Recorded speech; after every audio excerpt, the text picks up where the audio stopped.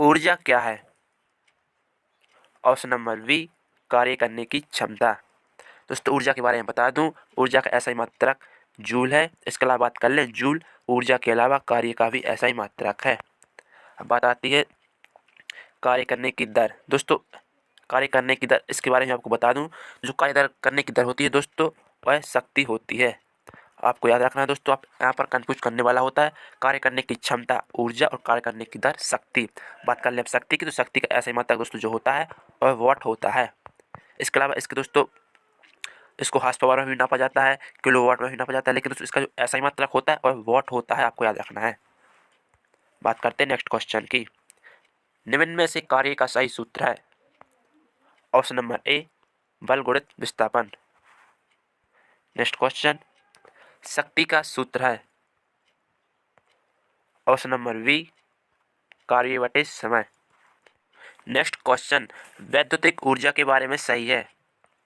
Option number सी, शक्ति गुणित समय। नेक्स्ट क्वेश्चन, ऊर्जा संरक्षण का नियम है।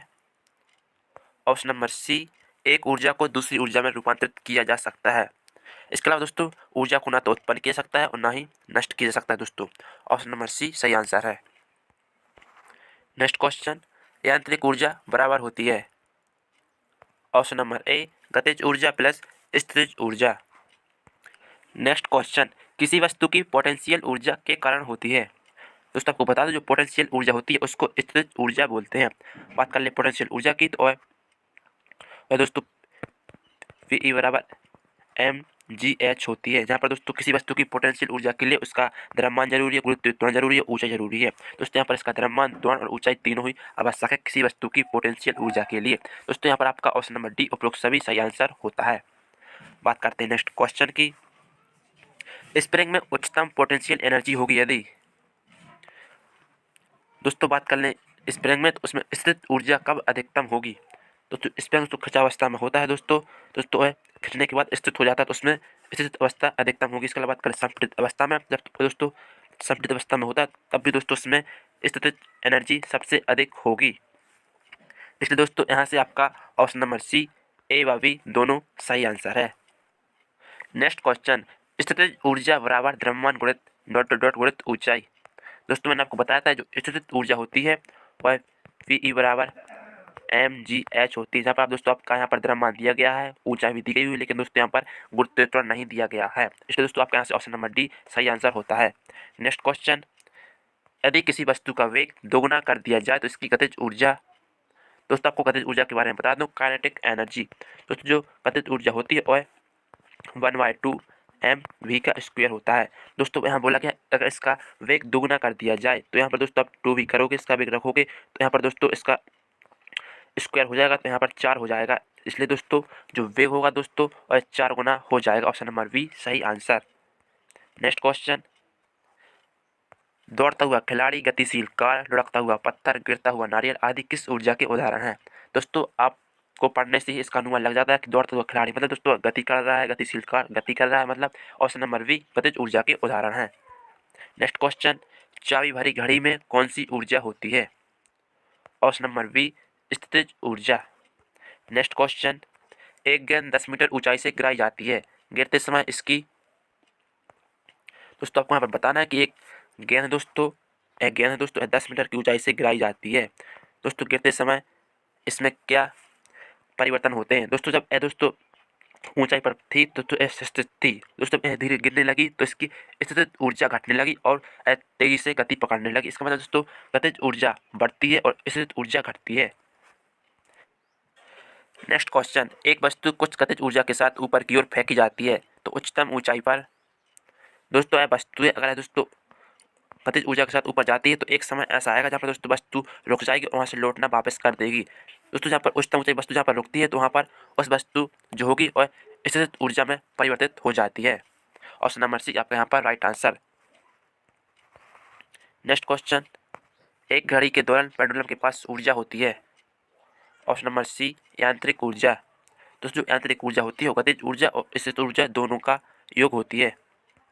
नेक्स्ट क्वेश्चन, यदि किसी वस्तु की ऊंचाई और बढ़ा दी जाए तो इसकी स्थितिज ऊर्जा।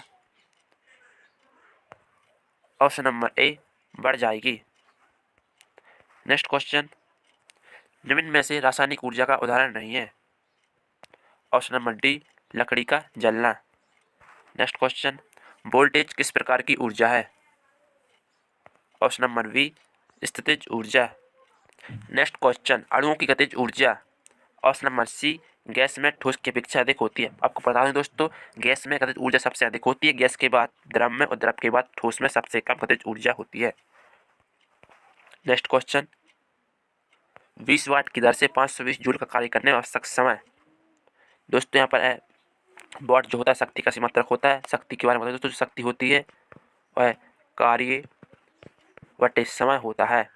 दोस्तों यहाँ पर आपको समय का मान बताना है, जबकि यहाँ पर शक्ति और कार्य दी रखी है। दोस्तों यहाँ पर 20 वाट बराबर 520 और यहाँ पर दोस्तों आपको टाइम बताना है। दोस्तों पर आप काटोगी तो यहाँ से कट जाएगा और यहाँ पर आपका 26 निकल कर आएगा और टी, तो टी बराबर दोस्तों यहाँ पर 26 सेकंड हो जाएगा। यहाँ पर आपका option number B right answer है। नेक्स्ट क्वेश्चन, 1 न्यूटन मीटर के बराबर होता है। दोस्तों कार्य का ऐसा मात्रक, सो दोस्तों कार्य जो होता है वह बल गुणित बल का ऐसी मात्रक, बल गुणित विस्थापन होता है। बल का ऐसी मात्रक न्यूटन और विस्थापन का ऐसी मात्रक मीटर होता है। जो 1 न्यूटन मीटर होता है वह कार्य के बराबर होता है और कार्य का ऐसी मात्रक जूल होता है। दोस्तों जो 1 न्यूटन मीटर होता है दोस्तों वह जूल के बराबर होता है। नेक्स्ट क्वेश्चन, 1 किलोग्राम मीटर बराबर।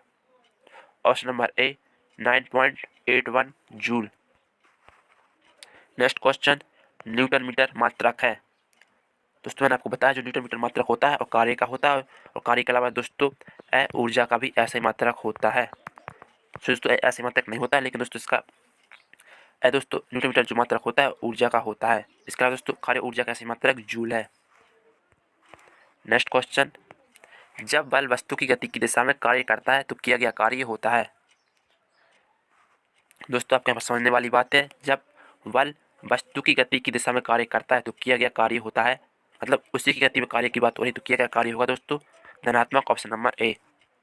नेक्स्ट क्वेश्चन, यदि किसी वस्तु पर बहुत सारे बल लग रहे हों तथा यदि वस्तु स्थिर अवस्था में हो तो उन सब बलों द्वारा किए गए कार्य का मान होता है।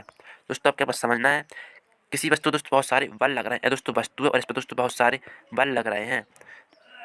यदि वस्तु स्थिर अवस्था में हो, दोस्तों वस्तु स्थिर अवस्था में, वस्तु में कोई परिवर्तन नहीं होता है तो सब बलों द्वारा किए गए कार्य का मान होता है ऑप्शन नंबर डी 0। क्योंकि दोस्तों बल लगने से कुछ नहीं हो रहा, कोई परिवर्तन नहीं हो रहा वस्तु में, तो बल द्वारा किया गया कार्य जो होगा वह 0 होगा। नेक्स्ट क्वेश्चन, जब विस्थापन बल की दिशा के लंबवत होता है तो कार्य कितना होगा। दोस्तों आपको बता दूं कार्य का सूत्र, दोस्तों कार्य का एक और सूत्र होता है जहाँ पर दोस्तों बल F गुणित डी कॉस थीटा होता है। दोस्तों यहाँ पर अगर बल जो दोस्तों जो विस्थापन होता है बल की दिशा के लंबवत होता है तो यहाँ पर cos 90 थीटा का मान cos 90 होता है, और cos 90 दोस्तों जो होता है वह 0 होता है। अगर दोस्तों cos 90 0 होगा तो दोस्तों जो कार्य होगा वह 0 हो जाएगा। यहाँ पर आपका option number C right answer है 0। आपको याद रखना है दोस्तों, जब विस्थापन बल की दिशा के लंबवत होता है तो कार्य कितना होगा, तो सही आंसर है option number C 0। Next question, निम्न में समुद्री ऊर्जा है।